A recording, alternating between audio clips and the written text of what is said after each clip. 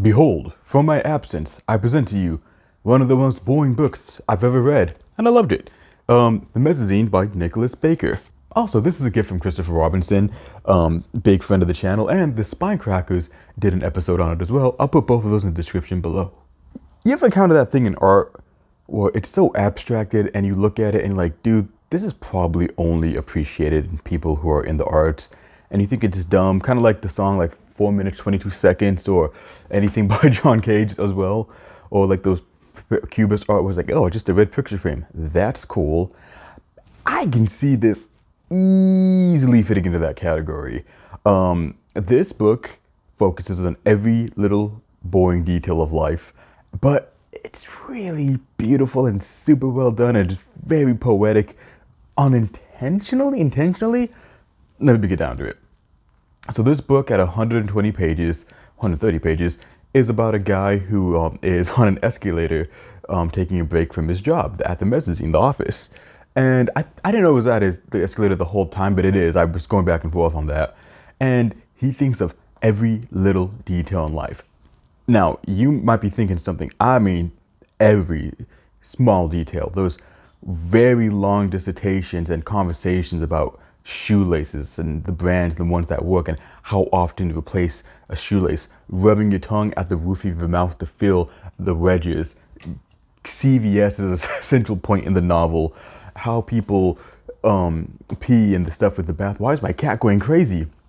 Just all these little things that we do not think about. But in reality, the theme that has been of my channel for the last year since the McElroy Marathon, the mundane is very, very important. And yeah, like McElroy, who focuses on a lot of the small stuffs in life, or The Tunnel, which I did finish, which also focuses on a lot of small details that don't seem to matter. This one is even further focused on to stuff. Well, like, there's a section at the end of the novel where he's talking about how the paper CVS bags are better because it's stapled and looks nice and everything. They're doing the plastic bags so the cashiers can pay attention to who's like thieving and everything. They should save that 1 second and going through how the cashier is like, oh, she's really good. If the person says they have the change, she just accepts it, and if they don't, then they don't. And she hits the drawer with her bottom, and she gets to all this and pulls out the receipt, and all these small things in life, which reality, like if I didn't have my headphones plugged in all the time, I'd probably be thinking about that also. I thought I had one time when I was doing some laps on a track. I saw all these imprints in the track course, and I started thinking about the designs at the bottom of shoes, and just how, like, who makes these? Who designs these shoes? How do they get the rubber? Is it just like random rubber has different colorations at the bottom? Why even put a design at the shoes? Because I guess we need traction, but why make a design? Nobody's gonna see this part. And there's somebody whose job is it to think about this constantly, who gets paid for this, who does all these different tests and everything to get it just right, to find the consistency of the rubber for something that most people don't even know what the bottom of their shoe even looks like, or what kind of plastic is used at the tips of your shoelaces. And hearing all this, you might think, Ben, who cares? And in a lot of ways, yeah, who cares? But these small things really matter. Think of the packaging of your food and whatnot. Think about the small details in your car. And here's the thing that I kind of related to when I was reading this novel. When we read novels, there is something to be said about realism and reflecting it back on our own life and our own experiences. And this one is such a close reflection back to our own life and experiences to an obnoxious degree, where it even made me realize, like, why am I reading this book if I can just experience everything in this book? Because most of the time in literature, you can't experience that stuff. It's about things that you as an individual can't go through, whether because if you're from a different class, from another culture, another time period. Sometimes it is about stuff that you experience and that you kind of resonate with, but maybe there's a twist, or maybe they crystallize it in a way that's much better. And this is the latter with that crystallization. Everything in this novel, I feel like you can experience a lot of the stuff if you just go outside. So it's like, well, why read about it then? In my opinion, it makes you so much more aware of your surroundings. Let me give it this way. I've got into model kit painting big reason why I haven't been putting out reviews this year. And I've been focusing on the types of paint, whether the paints have acrylic or lacquer, whether it's acrylic lacquer base. Why Rust-Oleum, even though it's only $5, it's not great for model kit because it melts into the plastic. How Rust-Oleum bought testers, and the small enamel bottle that used to be 10 cents or now $1 and or $2, and that's going to be fine as it is. But the tester spray cans, they're trying to get those out of the way as well. The different grits of sandpaper, which airbrush is better for atomizing the paint. When you go into a hobby store or something like that, you see all the cool Gundam model kits, you just want to look at that. All the boring stuff is in the back. But that boring stuff makes everything else work, and you can't have a great result if you don't learn that boring stuff. Much like this novel, you look at all the boring stuff that he's focusing on, and so much of it is important. So much of it is important in life, whether it be how comfortable the phone fits in your hand, how well proper spacing on these shelves. I mean, look at this. I have so much space up here, between here and there, and even more there from there. But here, not that much space. It's kind of annoying. But I have different holes, so I have to set the shelves better. I remember when Stephen Colbert was still on the Colbert Report, he had a segment of where people were complaining about the new eco-friendly Lay's chip bag. And the problem with it, it created noise pollution because he went like this, like, and it was super loud. And the bags got a lot of backlash. And people wanted the old bags because they just weren't as loud. What a banal thing. But a lot of the small things in life have just been adjusted to such a degree that we don't even notice them. And when you think about it, all those little things in life, much like the model kit painting, that's what adds up to life being functional.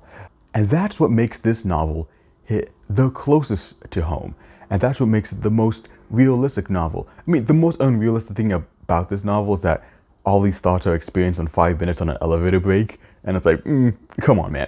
That's a little too fast thinking. But still, we've all had those banal, pedantic thoughts, whether it be a lunch break or whether we forgot our headphones going to the store. I did that the other day. It's like, okay, can I time the gate when I'm leaving my apartment complex properly? I was like, oh, how does the key know not to open this gate, but it opens my gate properly? All those little things make life go forward. Here's a really funny scene in the novel. He's thinking about pooping and everything in his workplace. By the way, public restrooms in America suck. Why do we have all this space in the stalls? Why is there nothing scented in the stalls, in the bathroom? And why isn't there music playing? If I'm going to blow out my ass, I don't want it to be an orchestra. But he talks about how he's pooping, and he's saying an important conversation, like, oh yeah, Linda is really good, she's a go-getter. Yeah, she's really great at this company, she'll get far. And he's trying to poop, and he was like, bah! Interrupts the conversation, they hear it, go back. Yeah, so anyway, it's really good. And he starts trying to hold in his laugh because of it, but then his stomach muscles tighten, so then he's trying not to do like a successive, like, fart afterwards. That was like the funniest scene in the book. But it's also funny because I kind of compare the difficulty or the intricacy, however you want to phrase it, to Virginia Woolf in a lot of ways, because he just packs each page with so much information. I've never seen anybody think about the small things in life to this degree, and it just overwhelms you as a reader sometimes. But because of that, and because he's so consistent with the things he's focusing on and how much depth he puts into the thought of these things, it makes a very beautiful prose. And I mean, you can tell he's a good writer in the book, but it's almost like an accidental creates this very beautiful, like, oh yeah, when you put all these small things together, this is amazing. And if you want, and most of the time when we think of beauty, we think of the big grand gestures like the moon over the sea reflecting across the water. But he proves absolutely that all the small, stupid crap in life can be beautiful on its own. And if anything, he has gone the furthest out of anybody I've seen showing the beauty in the mundane. Also, he has huge footnotes in this book. The longest footnotes. Footnotes that start on an idea and even descend even to more irrelevancy. And the footnotes are great. Kind of. Well, I'm not the biggest fan of footnotes in general, but this was a lot better than stuff like Infinite Jest, in my opinion. But like the footnotes are even denser. Like the words are kind of spread out decently for the normal text, and the footnotes are just doo, doo, and it goes on and on and on. And then also he has a footnote about footnotes at the end of the novel. He's like, why does academia? Well, they get rid of these long footnotes. I love long footnotes. Like, okay, that makes sense to the author. You have dissents from dissents into dissents, and again, they're all so banal and pedantic, and sometimes they get a bit existential.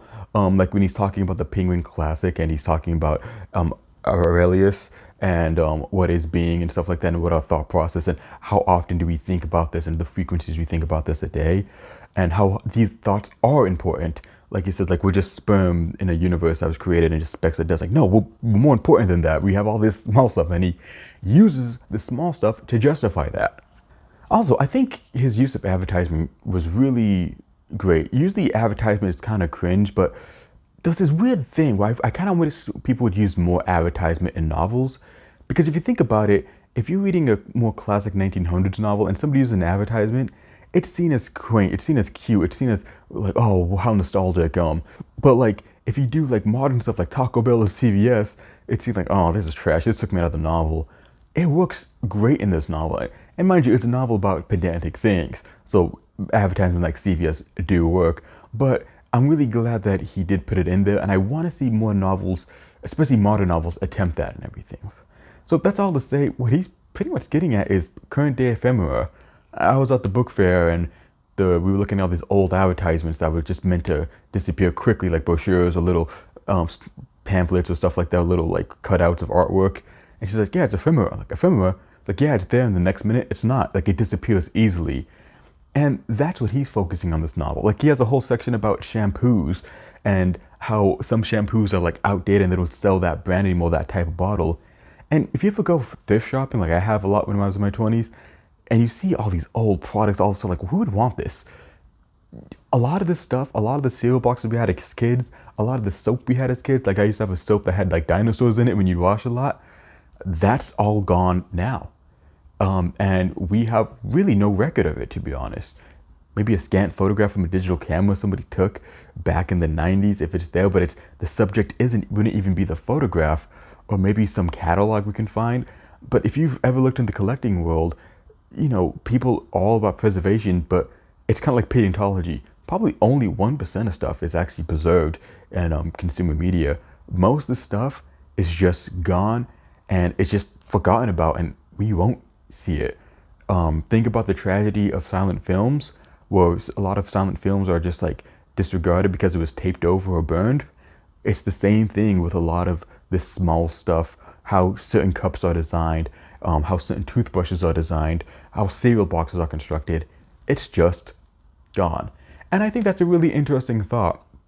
And because this isn't like the 300,000 or $3 million Pokemon card, or the first edition Charizard, or the Black Lotus of Magic, or a G1 Optimus Prime Convoy, or a Browning Diaclone, which is the original Megatron. This is stuff that we use every day, but does not have the importance of those other items. So I 1000% recommend this novel. But if you think this is a boring novel, I really can't fight you on that. It's one of those novels, if somebody says it's boring, I'm like, yeah, and that's all I can do. But yeah, The Mezzanine by Nicholas Baker, check it out.